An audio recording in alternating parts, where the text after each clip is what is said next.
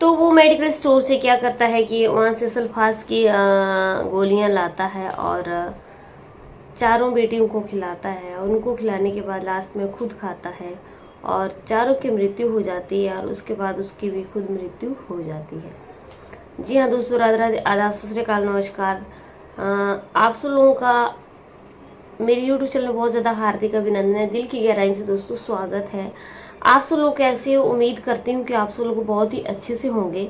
बता दें कि हमारे यूट्यूब चैनल का नाम है डेली न्यू क्राइम स्टोरी, जहाँ पे आपको क्राइम की कहानियाँ लगातार सुनने के लिए मिलती हैं, देखने के लिए मिलती हैं। तो जुड़े रहिए हमारे चैनल पे दोस्तों, और जिन्होंने चैनल को सब्सक्राइब नहीं किया है वो चैनल को सब्सक्राइब कीजिए। हमारे चैनल पे ऐसी ही कहानियाँ जो है वो मज़ेदार कहानियाँ सुनने के लिए मिलती हैं, जो कि अभी अभी हमारे इधर उधर ही घटित हुई होती हैं। तो आज की कहानी भी कुछ ऐसी है।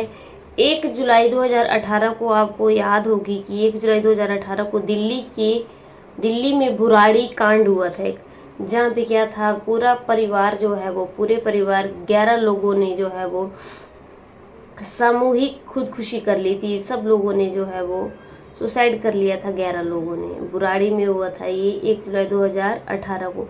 सेम दोस्तों ऐसे ही दिल्ली के बसंत कुंज इलाके में ये घटना घटी है, और वहीं की ये कहानी जो आपको सुनाने जा रही हूँ, जहाँ पे एक व्यक्ति ने जो है वो उनकी 4 बेटियाँ थी और चारों जो थी वो दिव्यांग थी, और किसी ना किसी बेटी में कोई ना कोई प्रॉब्लम थी, कोई चल नहीं सकती थी और बिल्कुल भी कोई बोल नहीं सकती थी।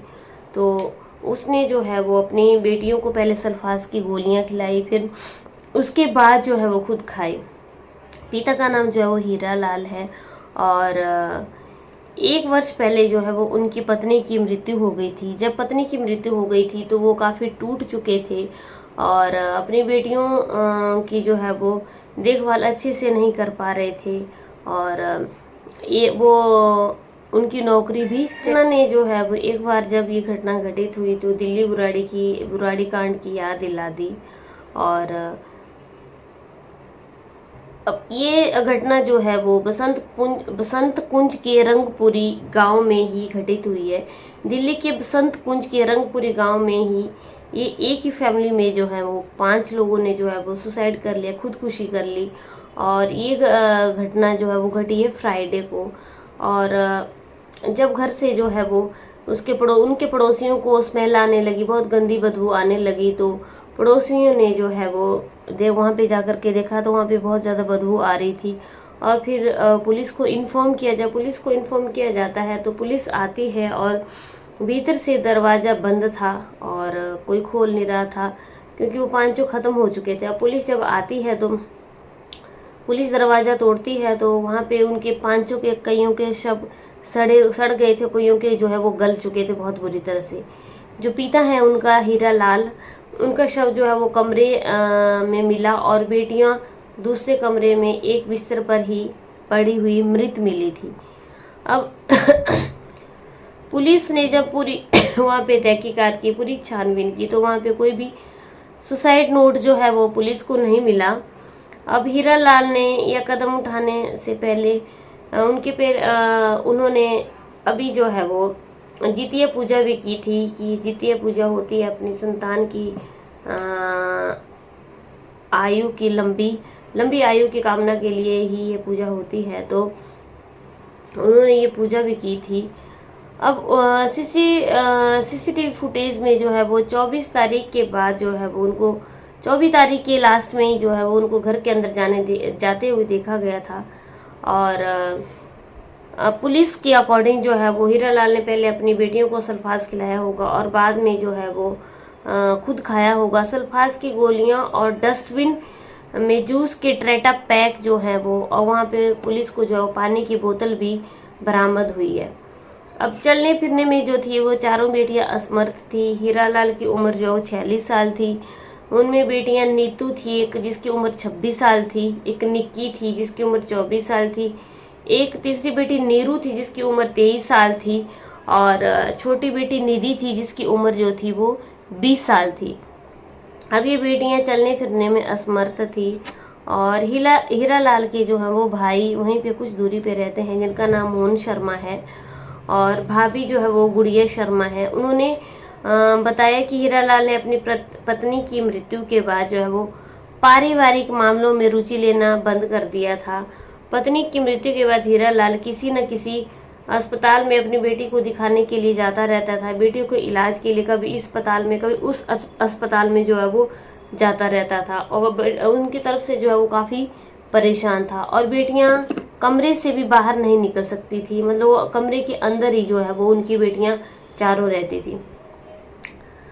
उनके पिता जो थे हीरा लाल, वो कारपेंटर का काम करते थे, और पिछले 28 वर्षों से इंडियन स्पाइनल इंजरी सेंटर संत कुंज में बढ़ई का जो है वो हीरा लाल काम करते थे, जहाँ पे उनका वेतन जो था वो 25,000 था, और 25,000 उनको एक महीने का मिलता था।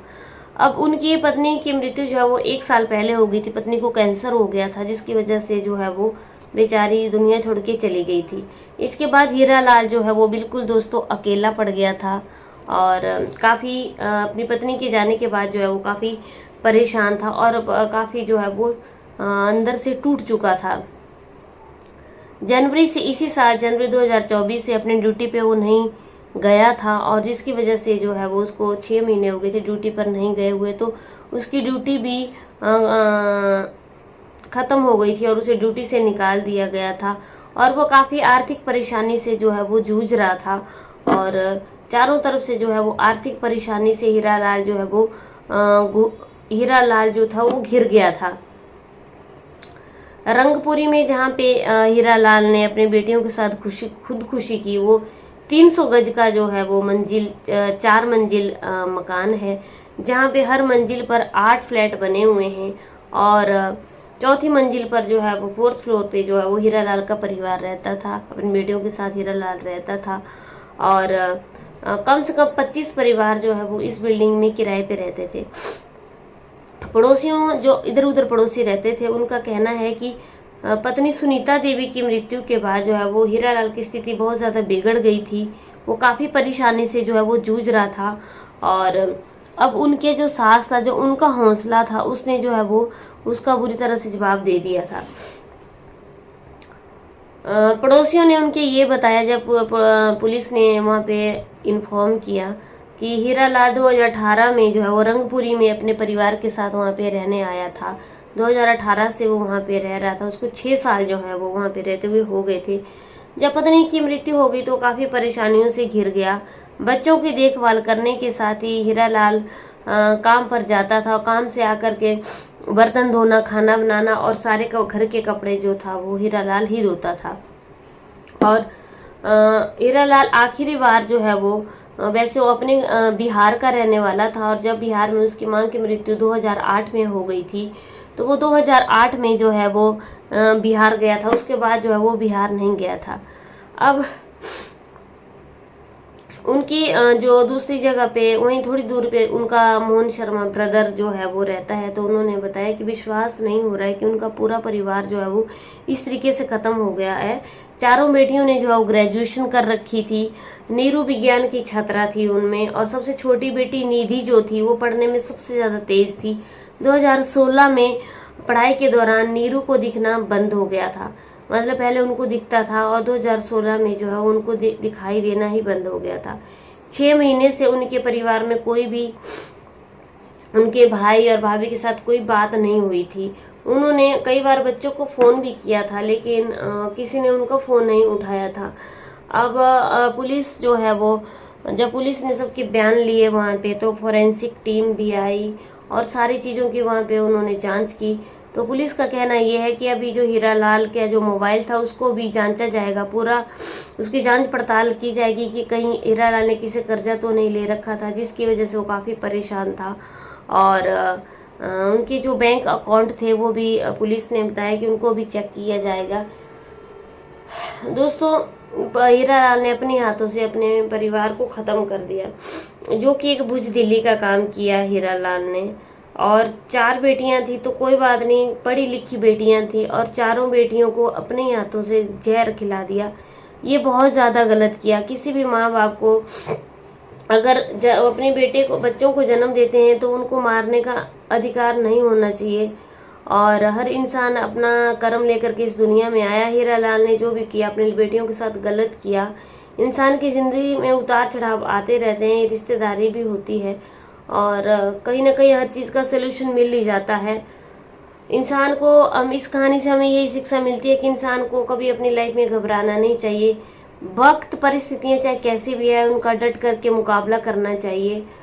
और हीरा लाल तो अपनी ज़िंदगी ख़त्म कर गया, साथ ही अपने 4 बच्चों को भी ख़त्म कर गया।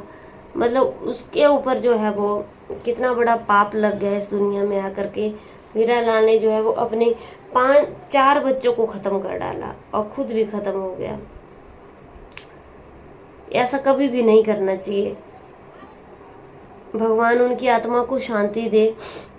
उम्मीद करती हूँ दोस्तों आप लोगों को हमारी कहानी अच्छी लगी लाइक शेयर कमेंट जरूर करना। चैनल पर पहली बार आए हो तो चैनल को सब्सक्राइब जरूर कर देना। अगर हमसे कोई सुनाते वक्त भूल हुई होगी तो अपनी बेटी बहन समझ करके दोस्तों में माफ़ कर देना।